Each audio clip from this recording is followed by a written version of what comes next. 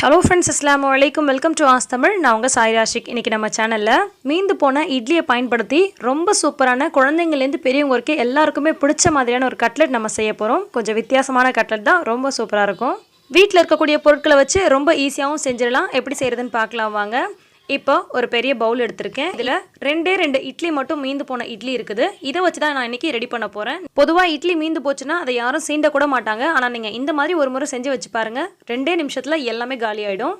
இப்போ 2 இட்லி தான் நான் எடுத்திருக்கேன். நீங்கள் வந்து எவ்வளோ இட்லி இருந்துச்சுனாலும் அதுக்கேற்ற மாதிரி செஞ்சுக்கலாம். இந்த இட்லியை வந்து இந்த மாதிரி நல்லா வந்து பிசைஞ்சு விட்டுட்டு நம்ம மிக்சிங் பவுலில் சேர்த்துக்கலாம்.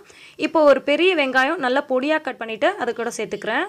அடுத்தது கிரேட்டரில் நல்லா பொடியாக துருவின முட்டைக்கோஸ் வந்து ஒரு 1/4 கப் அளவுக்கு சேர்த்துக்கிறேன். அதுக்கப்புறம் நல்லா பொடியாக துருவின மாதிரி கேரட் வந்து ஒரு 1/4 கப் அளவுக்கு சேர்த்துக்கலாம்.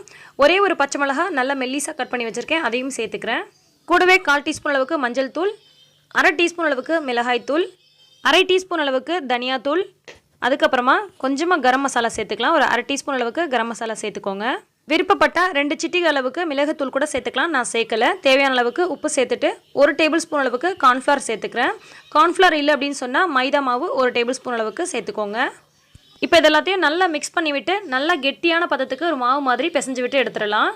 இதில் வந்து நான் முட்டைக்கோஸும் கேரட்டும் ஆட் பண்ணியிருக்கேன். வெஜிடபிள்ஸ் வேண்டாம்னு நினைக்கிறவங்க, பிடிக்காது அப்படின்றவங்க அதை மட்டும் நீங்கள் ஸ்கிப் பண்ணிவிட்டு மற்ற பொருட்களை சேர்த்து இந்த மாதிரி நல்லா வந்து மாவு மாதிரி பிசைஞ்சு விட்டு எடுத்துக்கலாம். இது பார்த்தீங்கன்னா கைகளால் இப்படி நல்லா அழுத்தம் கொடுத்தோன்னா நல்லா வந்து உருண்டை மாதிரி பிடிக்க வரணும். அந்த ஸ்டேஜில் இருக்கணும். அந்தளவுக்கு நல்லா பிசைஞ்சு விட்டு எடுத்துக்கோங்க. கூடவே நல்லா பொடியாக கட் பண்ண மல்லித்தழையோ அல்லது கருவேப்பிலையோ சேர்த்துக்கோங்க. நல்ல ஃப்ளேவர்டாக இருக்கும். இப்போ கையில் ஒட்டாமல் இருக்கிறதுக்கு லைட்டாக வந்து எண்ணெய் அப்ளை பண்ணிவிட்டு தேவையான அளவுக்கு இந்த மாதிரி எடுத்து உருண்டைகள் மாதிரி போட்டுட்டு அதை வந்து உள்ளங்கையில் வச்சு நல்லா வந்து வடை மாதிரி நல்லா தட்டையாக அமுக்கிக்கோங்க. கட்லெட் ஷேப்புக்கு நமக்கு வரணும்.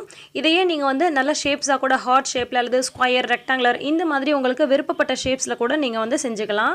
சைட்லலாம் கிராக்ஸ் எதுவும் இல்லாத மாதிரி விரல்களால் கொஞ்சம் லைட்டாக அழுத்தம் கொடுத்துக்கோங்க.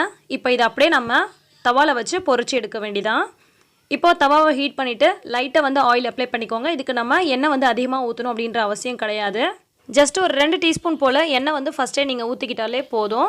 அதுலேயே வந்து நம்ம இந்த கட்லெட்ஸை போட்டுட்டு நம்ம வந்து 2 சைடும் திருப்பி விட்டு நல்லா வேகிற மாதிரி பொரிச்சு எடுத்துக்கலாம். கட்லெட்டை வச்சுட்டு லைட்டாக வந்து மேலே வந்து எண்ணெய் ஊற்றிக்கோங்க. இப்போ வந்து திருப்புறதுக்கு முன்னாடி கொஞ்சமாக வந்து எள்ளு போட்டுக்கலாம். வெள்ளை எள்ளு போட்டிங்க அப்படின்னு சொன்னால் பார்க்குறதுக்கு ரொம்பவே அழகாக இருக்கும். டேஸ்ட்டும் ரொம்ப சூப்பராக இருக்கும். இது ஜஸ்ட் பார்க்குறதுக்கு அழகாக இருக்கிறதுக்கு தான். இருந்துச்சுன்னா பண்ணிக்கோங்க, அப்படி இல்லைனா சேர்க்கணுன்ற அவசியம் கிடையாது. எப்போதும் போல் கட்லெட் மாதிரி 2 சைடும் திருப்பி போட்டு நல்லா வெந்ததுக்கு அப்புறமா பொரிச்சு விட்டு எடுத்துக்கோங்க. லோ ஃப்ளேம்லேயும் வைக்காமல் ஹை ஃப்ளேம்லேயும் வைக்காமல் மீடியமில் வச்சு 2 சைடும் இந்த மாதிரி நல்லா பொன்னிறமாகிறது வரைக்கும் பொரிச்சு விட்டு எடுத்துக்கோங்க. நான் வெறும் 2 இட்லி பயன்படுத்தி தான் செஞ்சேன். அதுக்கு எனக்கு இத்தனை கட்லெட்ஸ் கிடச்சிருக்குது. எவ்வளவு இட்லி மீந்து போயிருந்தாலும் இந்த மாதிரி செஞ்சு வச்சுட்டிங்க அப்படின்னு சொன்னால் ஒரே நிமிஷத்தில் தட்டில் 1 கூட இருக்காதுங்க, அப்படியே காலியாக போயிடும். அந்தளவுக்கு ரொம்ப சூப்பராக இருக்கும். குழந்தைங்கலேருந்து பெரியவங்க வரைக்கும் எல்லாருமே விரும்பி சாப்பிட்ற மாதிரி இருக்கும். இதுக்குள்ளே நீங்கள் வெஜிடபிள்ஸை ஒளிச்சு வச்சுருக்கீங்க அப்படின்றத அவங்களால கண்டே பிடிக்க முடியாது.